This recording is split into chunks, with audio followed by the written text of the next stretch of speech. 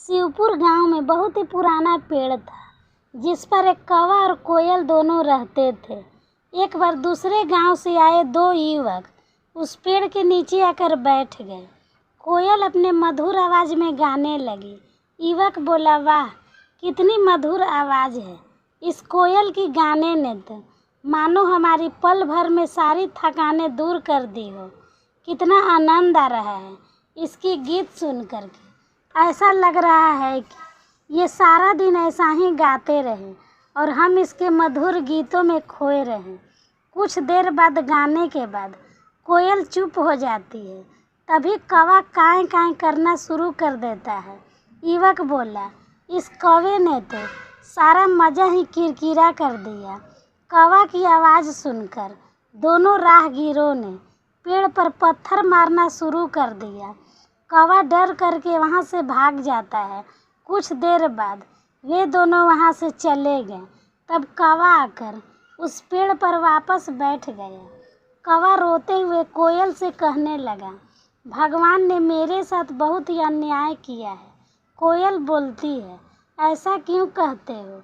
तुम्हारे साथ कौन सा अन्याय हुआ है? कौवा बोलता है, देखो न बहन, एक तो भगवान ने मुझे काला रंग दे दिया, ऊपर से आवाज़ भी मेरी कर्कश वाली। जहाँ भी बैठकर कुछ बोलना चाहूँ लोग आवाज़ सुनकर पत्थर मारने लगते हैं। एक तुम हो, भले ही तुम्हारा रंग काला हो लेकिन बोली इतनी मीठी है कि तुम्हें सभी सुनना चाहते हैं। तुम्हें कोई नहीं भगाता। कोयल बोली, यही तो विधाता का खेल है मेरे भाई। वे जिसे जैसा बनाते हैं उसे वैसा ही स्वीकार करना पड़ता है। कौवा बोला, तुम मुझे ऐसा कोई उपाय बताओ जिससे कि मेरा भी तुम्हारी तरह मधुर आवाज़ हो जाए। तब कोयल बोलती है, ये तो कोई नहीं कर सकता कि तुम्हें कोयल बना दे, सिवाय उस शिव जी भगवान के।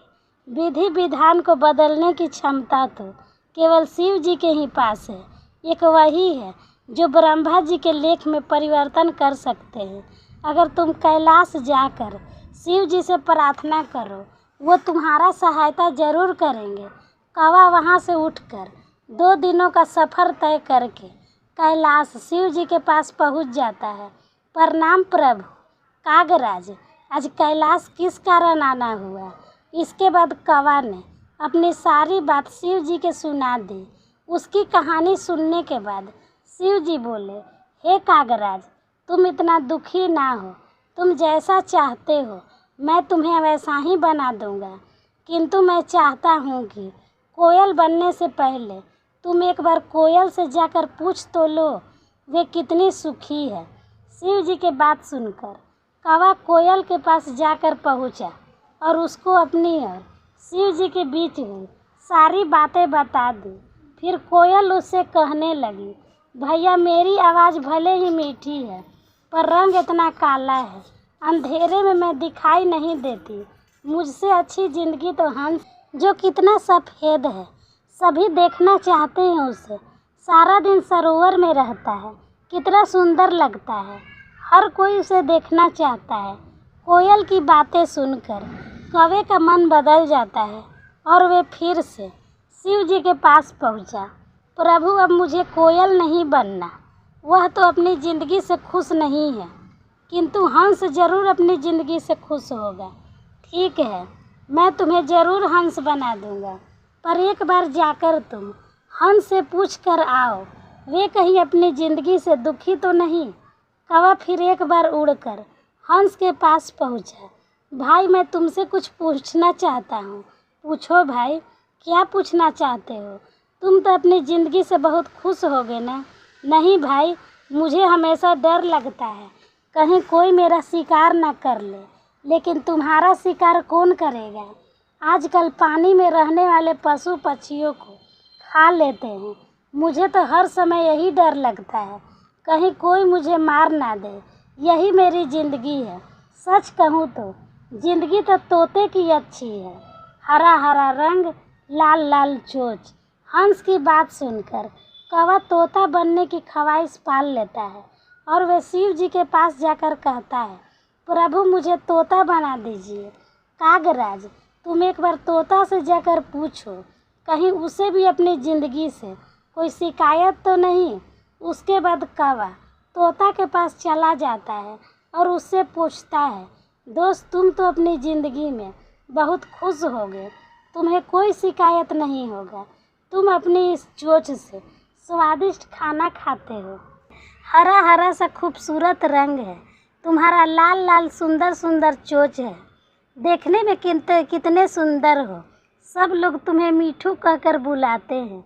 दोस्त मेरी सुंदरता ही तो मेरी जान का कारण है।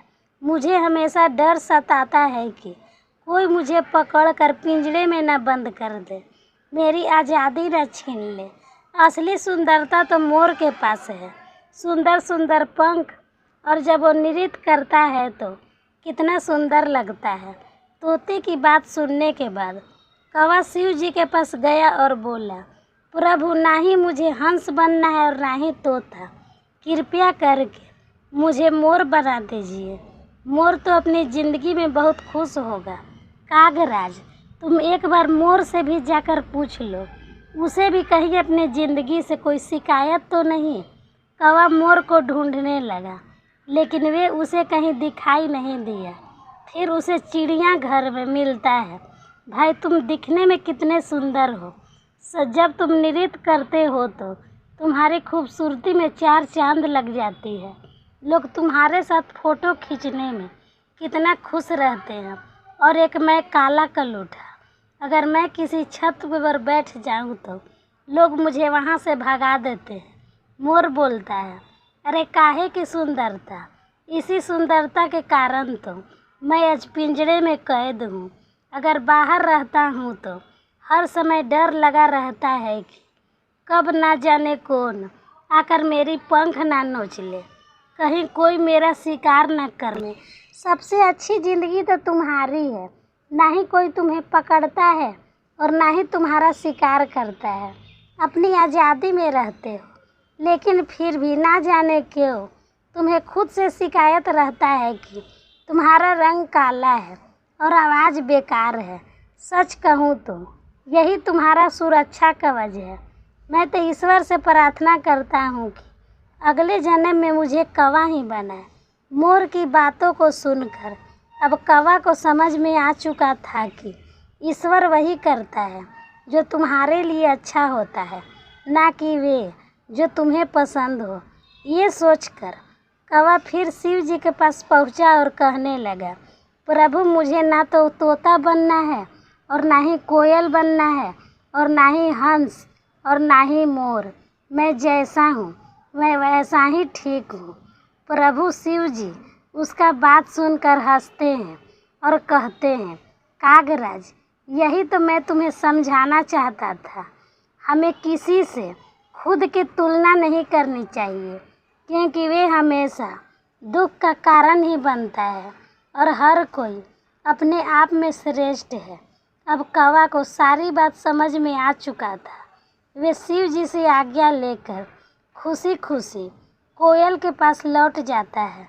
तो दोस्तों कैसी लगी आपको ये कहानी, हमें कमेंट बॉक्स में लिख कर ज़रूर भेजें।